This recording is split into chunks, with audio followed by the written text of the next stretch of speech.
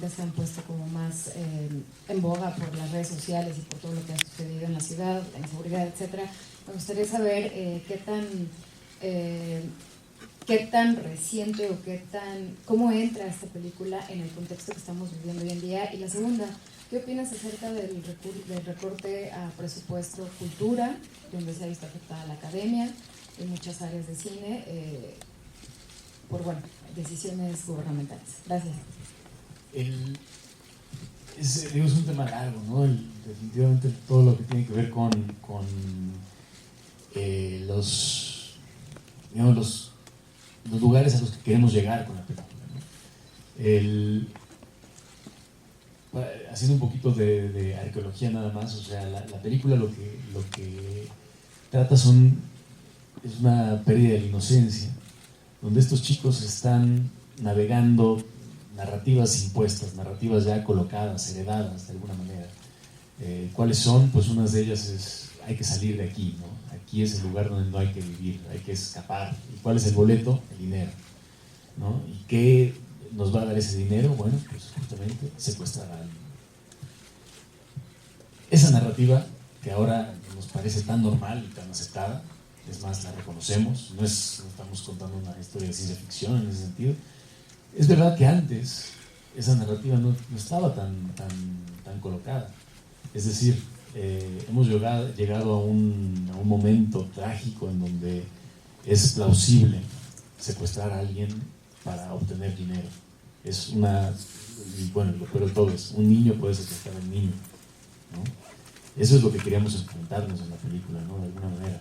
Ahora, la película lo hace es una fábula, donde justamente con este tema, de forma muy responsable, no trata de traer una respuesta moral al respecto, sino trata de enfrentarlo de alguna manera, tratando de encontrar una esperanza, una salida detrás de todo esto, pero no con una respuesta moral, porque si la tuviéramos no existen los chamanes como para resolver esto, la verdad, ni en la política ni en el arte, definitivamente.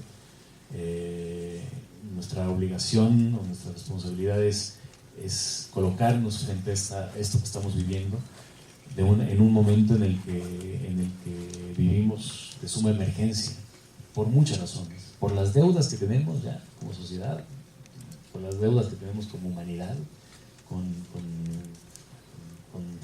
múltiples cosas, pero con las emergencias inmediatas que han causado esas deudas, que es, por ejemplo, la pérdida del medio ambiente, ¿no? La emergencia climática que vivimos es heredera de estas deudas también, ¿no? Entonces, la labor de la cultura o de la labor del cine en ese sentido es colocarse frente a estos temas, es exponerlos, es hacer las preguntas terribles y es eliminar el discurso único también, es eliminar el discurso chamánico, el discurso que dice yo tengo la solución ante todas estas cosas, porque justamente nadie la tiene. Es una solución que conlleva muchísimos polos, muchísimos ejes, y que tiene que ver con planteamientos abstractos como la falta de amor, ¿no? O sea, el cagalera y el moloteco lo que tienen fuertemente crecen en un entorno de una falta de cariño brutal, pero también por otro lado existen otras cosas que es la lacerante impunidad en la que vivimos, donde el cagalera justamente en un momento se justifica diciendo, bueno, nunca me van a cachar, si me cachan, pero no me van a cachar, es la verdad. O sea, y ahí quien asoma como la persona responsable de todo esto es Suheili, ¿no? Suheili es la persona que tiene, que todos sus diálogos además, o sea, como personaje, es muy interesante, o sea, todos sus diálogos son de una responsabilidad tremenda, ¿no? Todos están tan cargados de cosas que tienen que hacer, que tienen que cuidar, todos tienen una visión de futuro, de presente y de pasado. Y creo que ahí, si pudiera tirar una tesis al respecto, es esa voz que le puede dar esta película a una voz acallada, y una voz que no ha tenido espacio en la narrativa universal, que es la voz de las niñas. Creo que las niñas tienen Y hay múltiples ejemplos, pero ahorita, por ejemplo, lo que está haciendo Greta Thunberg, por ejemplo, es fantástico, ¿no? O sea, las niñas son las que están trayendo una nueva narrativa esperanzadora al planeta. Y creo que eso también responde de alguna manera a lo del recorte presupuestal, o sea, basándome en por qué es la importancia de la cultura, para eliminar el discurso único, básicamente, para eliminar los extremos también, y para llegar a un punto de sensatez también, o sea, de encuentro, ¿no? Por eso es que es tan importante seguirlo haciendo, definitivamente. Es tan importante mantenerlo y mantenerlo a flote y mantener eso, porque si no, entonces nos vamos a ir por posturas políticas, por juegos electorales, y eso la verdad es que no soluciona de fondo el tema. Vamos al siguiente. Hola, ¿qué tal? Buenos días. Natalia Cano, de la agencia France Press. Gael, justamente hablando un poco de este tema, del contexto en el que se desarrolla esta historia, bueno, pues los niños también están pensando en migrar, ¿no? de ese lugar después de todo lo que acontece en el pueblo. Creo que hay una crisis también muy grande que pues ha desatado todo este tema de las caravanas, de la migración. Yo sé que tú eres una persona muy sensible al tema. No solamente como activista, también has retratado a través de la cámara y con Ambulante este tema de la crisis migratoria. Si nos pudieras pues compartir también un poco de pues todo esto que está sucediendo ahora en la actualidad, ¿no? Y que ha puesto de cabeza tanto a México como a Estados Unidos. Sí, bueno, justo ahí es donde le cambiaré un poquito la definición, o sea, yo le llamaré más bien el fenómeno migratorio, porque como crisis, al final de cuentas o sea, crisis, ponerle la palabra crisis es sacarle una ventaja política, ¿no? Es como, en realidad el fenómeno migratorio es una cosa que es como respirar, es como comer, o sea, el ser humano existe en este planeta gracias a la migración. Es diferente lo que sucede en la película definitivamente a lo que sucede, por ejemplo, en Centroamérica. Y la migración que existe ahí, aunque también comparten ciertas narrativas como esto de nací en el lugar equivocado, aquí no es donde yo debería estar, pero esta realidad es algo que desgraciadamente, no sé, nos impacta a todos como un acto de desesperanza, como una especie de golpe, de una falta de creatividad y de compasión con tu propio entorno, con tu propia familia, con tu propio lugar donde que te vio crecer, que bien podría ser un paraíso. Eso es lo que es fantástico de San Gregorio de Acapulco. Es uno de los pocos lugares que comparten esta cultura lacustre, ¿no? De la Ciudad de México, del encuentro entre el agua y la tierra, y no hemos podido encontrar una armonía en esa vida. Y podría ser el paraíso realmente, podría ser uno de los lugares más bonitos de la tierra, podría ser un lugar de los que, no sé, de los mejores lugares para vivir, ¿no? Y yo creo que ahí hay algo que estamos estar a pugna de la humanidad, o sea, el progreso versus el medio ambiente, la democracia versus el capitalismo, ¿no? La esperanza, o digamos la tácita esperanza y búsqueda y curiosidad de los jóvenes mezclada o enfrentada contra la sensación de que el futuro no se viene bien, ¿no? de que hay un futuro poco promisorio por muchas razones, ¿no? Y eso es algo que estamos viviendo en este momento, es algo que está sucediendo. Entonces la película en sí es un retrato muy particular en un lugar, es una fábula que sucede en un lugar muy específico, en San Gregorio de Acapulco, que seguramente muchos de ustedes no conocen, porque es muy poca gente en la Ciudad de México conoce San Gregorio de Acapulco, pero que es un tema universal, al final de cuentas. Y una segunda pregunta, ¿nos podrías contar un poco sobre el amparo que recibiste para el uso lúdico de la marihuana?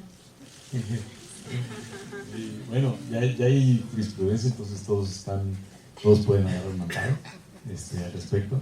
Es un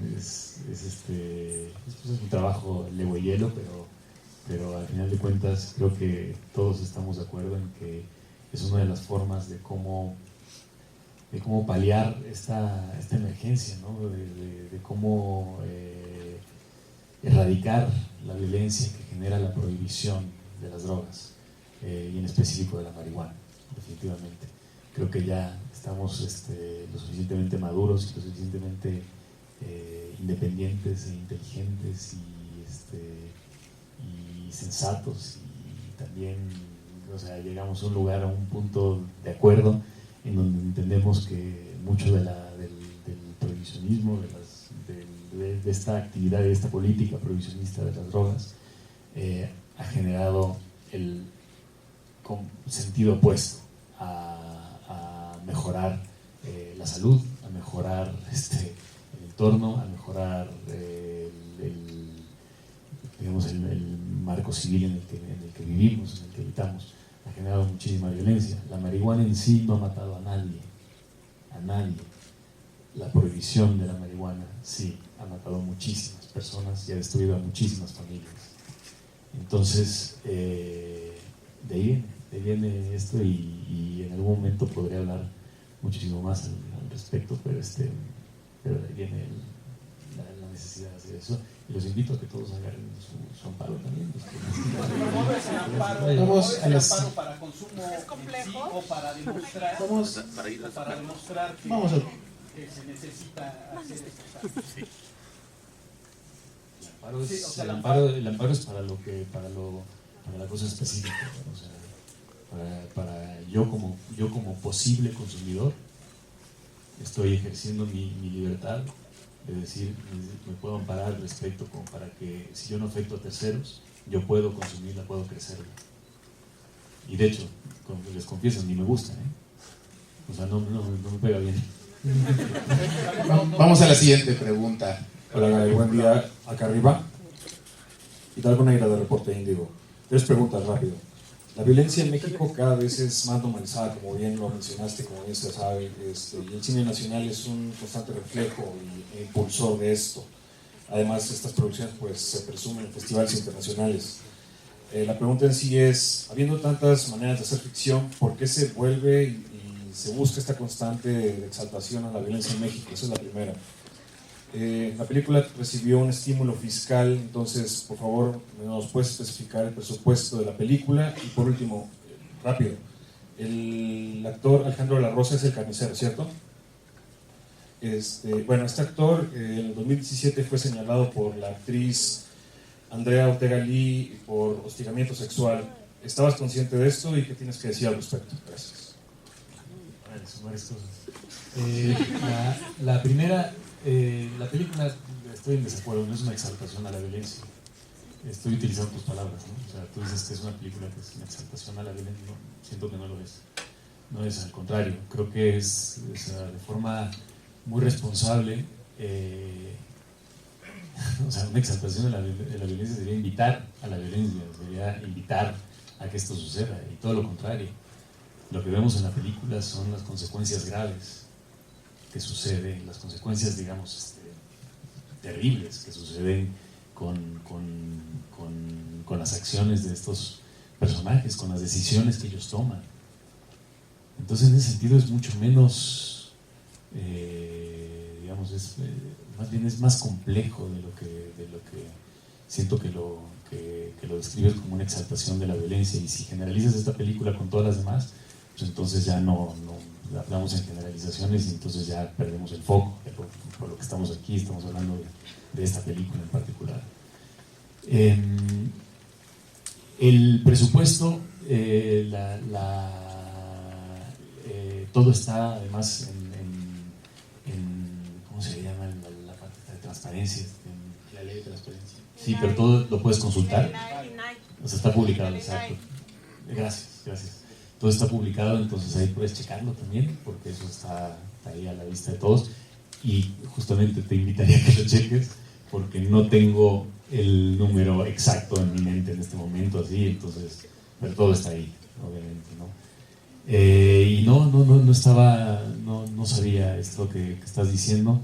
Es la primera vez que lo escucho acerca de Alejandro de la Rosa, entonces no tengo mucho que decir al respecto, porque no estoy informado, la verdad, para nada, y siento no poder dar una respuesta al respecto.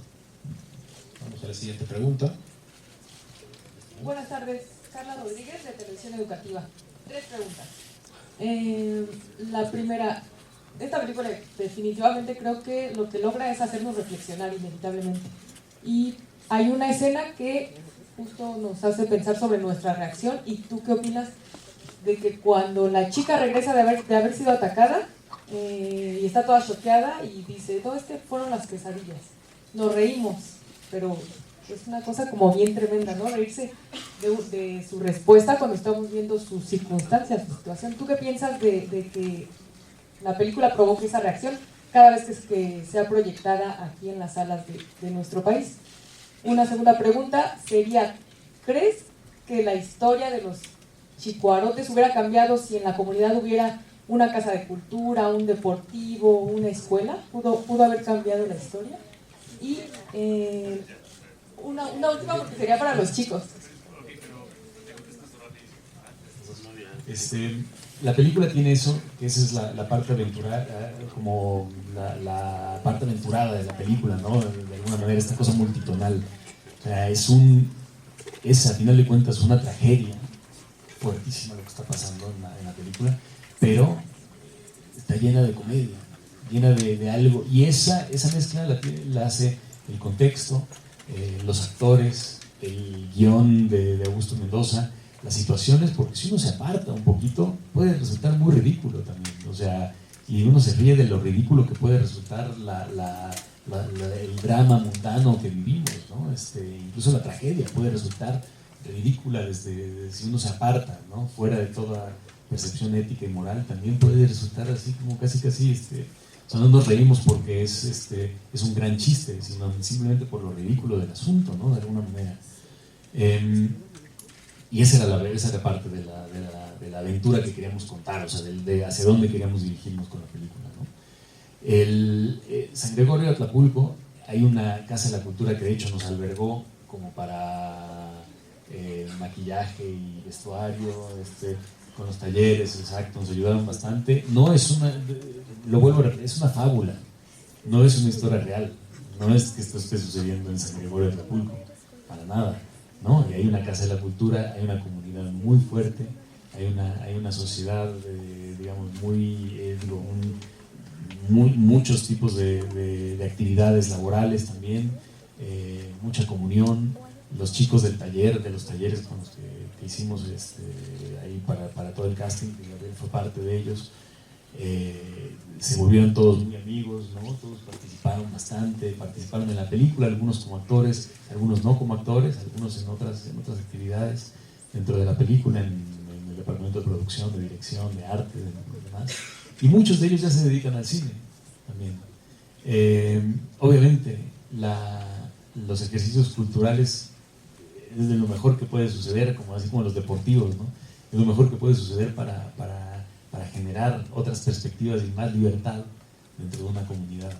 Eso siempre sucede así, y sí, o sea, ¿qué es lo mejor que le puede pasar a los pueblos, ¿no? Que no tienen estas infraestructuras? Pues sí, tener una cancha para hacer deporte, una casa de cultura, un lugar de encuentro, una plaza pública, lugares de encuentro es lo mejor que podemos hacer para mejorar el entorno. Y ahora sí, pregúntale a los chicos. Bueno, yo creo que estas historias sí las podemos ver, quizá no ahí mero en la misma comunidad, pero a lo mejor sí hay millones de jóvenes que pudieran verse envueltos en situaciones similares. Y mi pregunta es, para los chicos que se pusieron los zapatos de esa población, ¿qué mensaje les mandarían?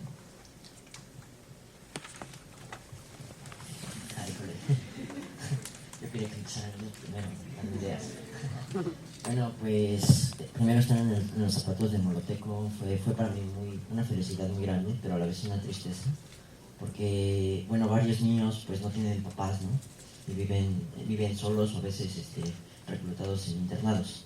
Entonces, para mí un mensaje para la comunidad es que cuiden a los niños, porque sí, como muchos lo dicen, ¿no? Han habido muchos secuestros y principalmente a los niños, que son los más vulnerables en estas zonas, porque por lo mismo se han habido mucho tráfico de órganos y cosas así, ¿no? Entonces, yo lo que les quiero decir es pues la seguridad, es muy cañona para todos, ¿no? Porque es en general para todo México y todo el mundo, ¿no? Ya en esta vida, como ustedes lo vieron, se tiene que defender uno por su cuenta y pues el mensaje que yo les dejo es: sean felices a costa de lo que tengan. Yo, estar en un papel de un payaso, pues es muy divertido para mí, ¿no? Porque, pues wow, nunca me ha tocado. Me siento identificado con el papel porque yo soy una persona muy chistosa. Entonces, pues vamos, ¿no? Hay que ser siempre uno mismo y sentirse siempre feliz con lo que uno tiene y no ser, o sea, no querer ser diferente o ser como él, ¿no?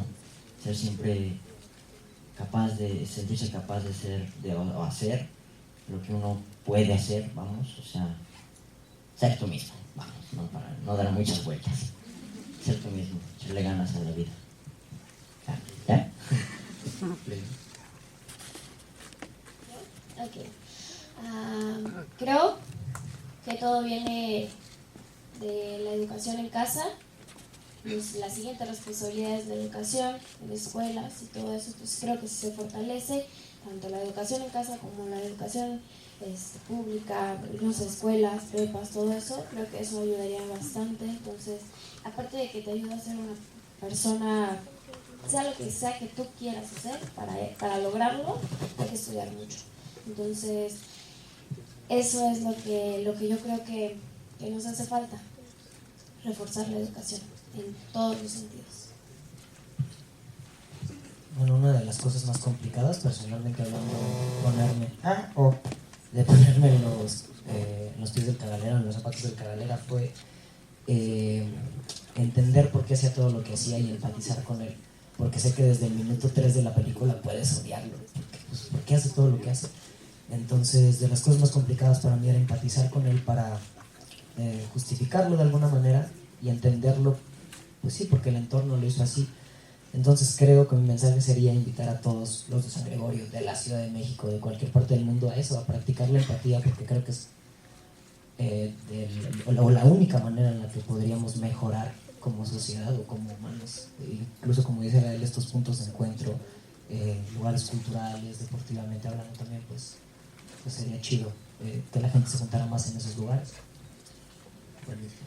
Sí, perdón, sí, vamos a la última pregunta, pero antes de la última pregunta me gustaría hacerles el anuncio parroquial que estrenamos este 27 de junio con 300 copias en todos los cines en todas las cadenas del país.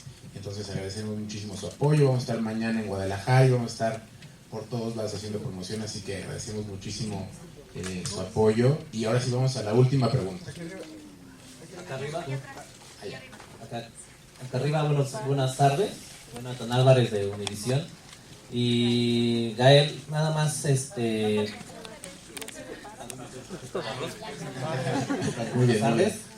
Para nada más preguntarte cómo quedó la relación con los pobladores de San Gregorio Atlapulco después de que a principios de año comentaban que tú habías prometido ayuda para ellos después del sismo de septiembre, y que obviamente los que tuvimos oportunidad de ir a cubrir del lado noticioso vimos que sí quedó devastado, sobre todo la parte chinampera y la parte incluso de la iglesia, que colapsó una parte, y fue muy complicado el acceso para ayudar en esos momentos de emergencia. ¿Tú cómo quedaste con los pobladores? Ellos decían que tú les prometiste mucha ayuda, pero no había llegado en ese momento. ¿Hay alguna situación? ¿Ya hay avances? ¿O cómo quedó eso?